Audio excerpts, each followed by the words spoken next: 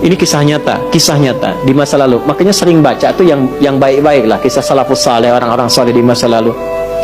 Ada seorang hamba rajin salatnya. Ini sahih riwayatnya, sahih. Rajin salat. Tapi yang menarik tertuliskan, ya, ketika malaikat itu mendapat informasi, ya harus tertuliskan.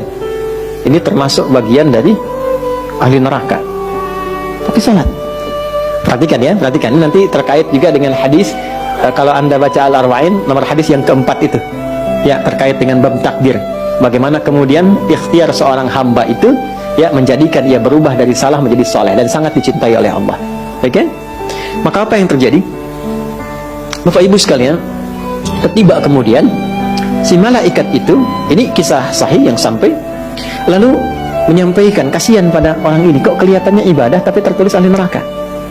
Maka disampaikan dengan cara yang Allahu a'lam, apakah menyamar atau bagaimana, tuliskan, kamu kok terus-terusan sholat, padahal belum tentu baik di mata Allah, belum tentu menjadi bagian ahli surga.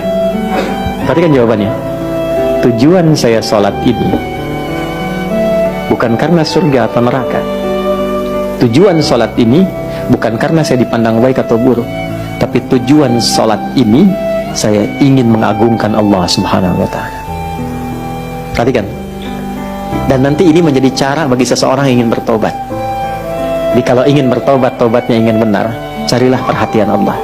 Yang penting ridha Allah. Terus saja tobat sampai merasakan kenikmatan tersambung dengan Allah. Itu maksudnya. Jadi begitu keluar kalimat itu yang mengguncang arsy, itu yang dijadikan oleh Allah pelajaran bahkan pada alam malaikat untuk mengenal bagaimana rahmat Allah itu diberikan. Mudah bagi Allah membuka, merubah, memutar, mudah.